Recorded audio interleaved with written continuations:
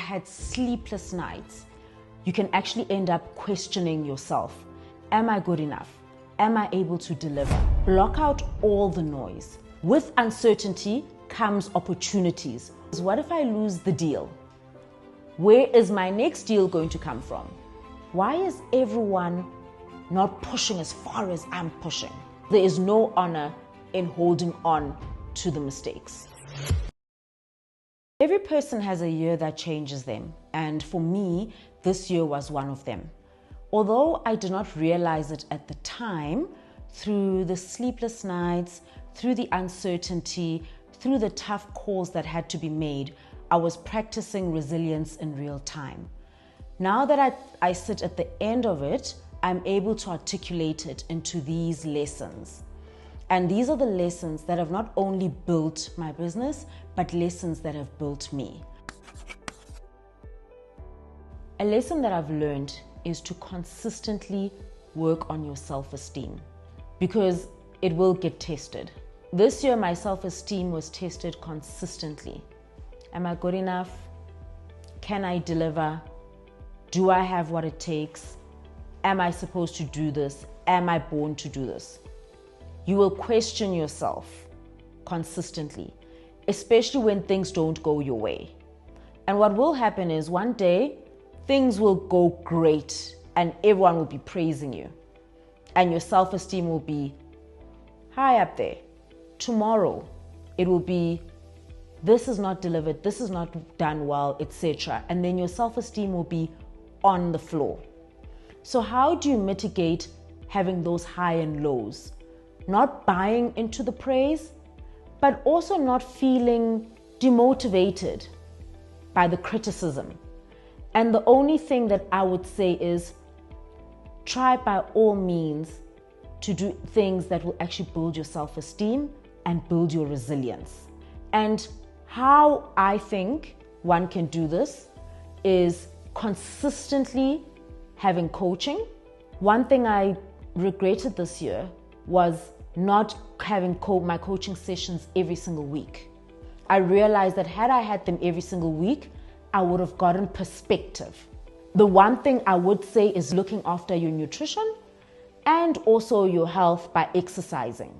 Because what it does is it obviously releases those endorphins and it gives you something different to focus on.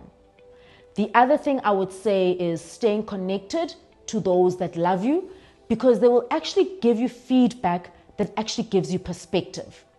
So going forward, the biggest lesson that I've learned this year is by all means to put in place a structure or things or systems that ensure that my self-esteem is consistently maintained, especially when it feels like everything is working against you. When you're working on big projects, there is a lot going on. You can actually end up questioning yourself. The problem is that you're getting distracted. Block out all the noise. Ask yourself what needs to be your key focus and just focus on delivering that.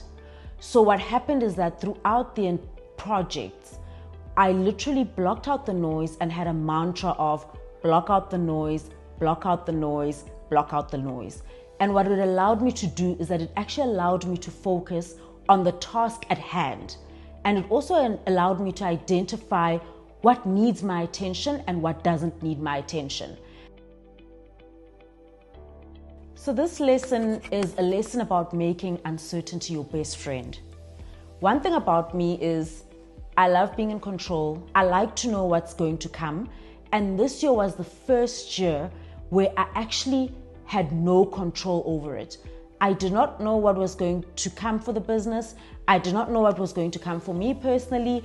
There was just a lot of uncertainty that really left me extremely anxious.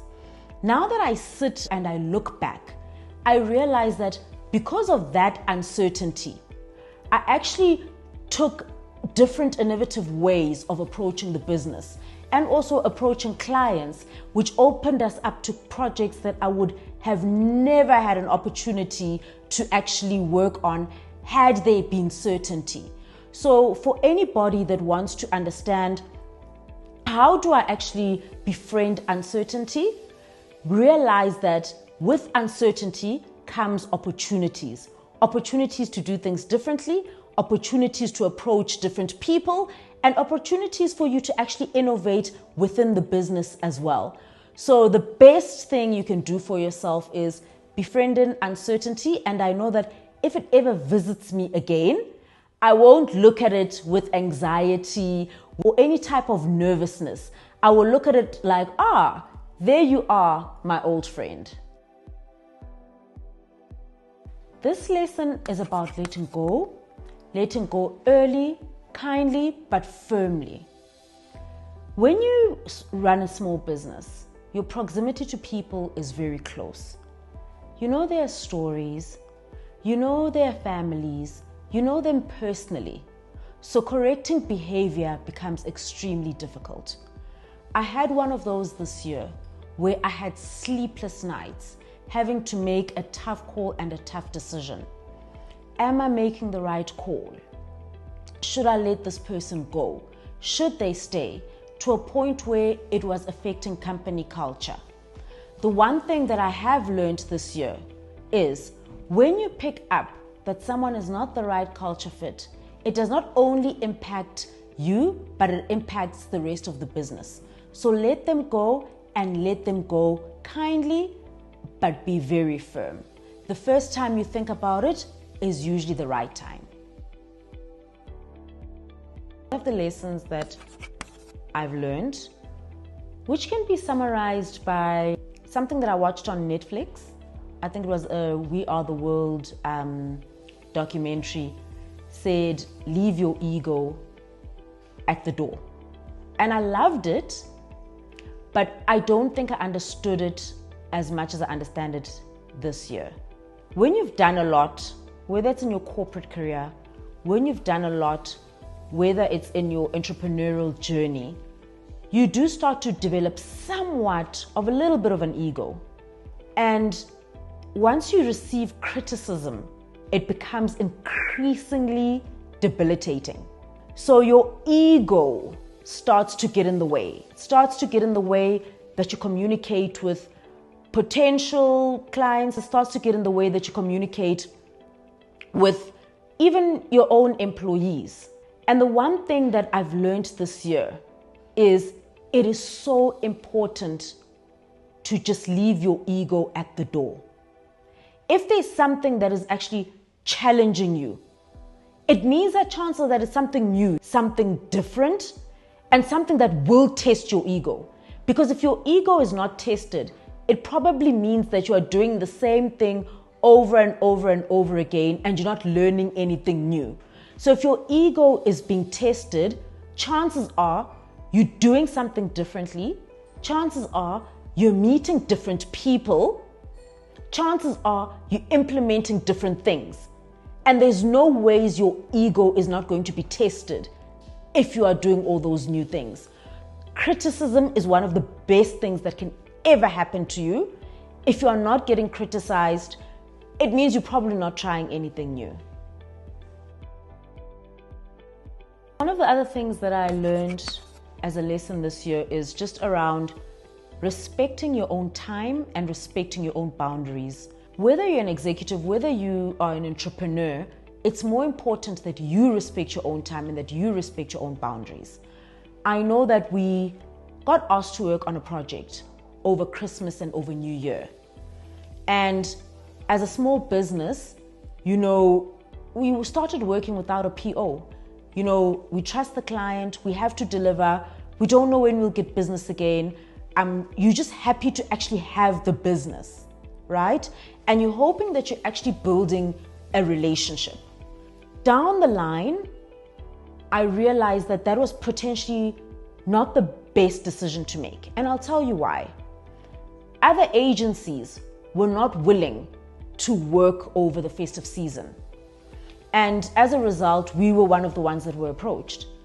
And I finally understood why it was the case. It became a challenge now to pay. It became a challenge now to value the work that was costed at extra because we had worked overtime. It then became a negotiation after the fact. And it was very difficult for me to explain to the team that, look, we're still having pricing negotiations and negotiating the value of the work 2-3 months after delivery. But I realized that had I had the initial boundaries to say, it's Christmas, it's New Year's, it's family time, it's a no. Had I had the initial boundaries to say, we are not working without a PO, had I had all those boundaries in place, one of two things would have happened. One, we would have received a PO with commitment to actually you doing the work and us paying you. Therefore, wouldn't have had problems down the line. Or everyone would have enjoyed their Christmas and their New Year with their family. Now you're sitting 3 months later and you're now upset about payments, and you're also now upset about the time. So going forward, the one thing I'm going to say is respect your own time, respect your own boundaries, because nobody else will. So one of the things that gave me sleepless nights this year, to be honest, was pricing. Pricing with courage has always been a difficult thing, but I think it's even harder for smaller businesses because you want to price in such a way that it reflects your value, it reflects your skills, it reflects the effort that you actually put in, but also you're scared to price too high because what if I lose the deal? And if I lose the deal, where is my next deal going to come from? You may think that pricing low signifies value, but sometimes you don't actually realize that pricing low may actually signify something else to your client, that you don't know what you're doing, that you don't know how to deliver, or that you just didn't understand the brief. So going forward, the one thing I will be is confident in how I price and the value that I bring or the value that we bring. This lesson reminds me of my dad a bit, where he would say, cheapest is dearest. I'm not sure if that's the correct saying, but I think that is the saying, right?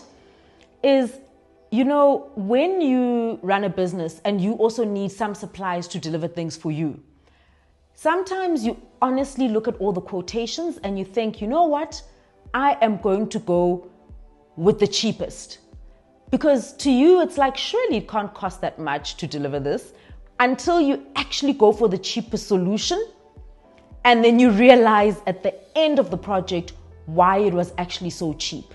So I've been in a lot of situations where I've worked with suppliers where, you know, they have charged me less, but the quality of work, the timelines, the deliverables, the timelines in which they are working at, just the understanding of the brief has been not that great.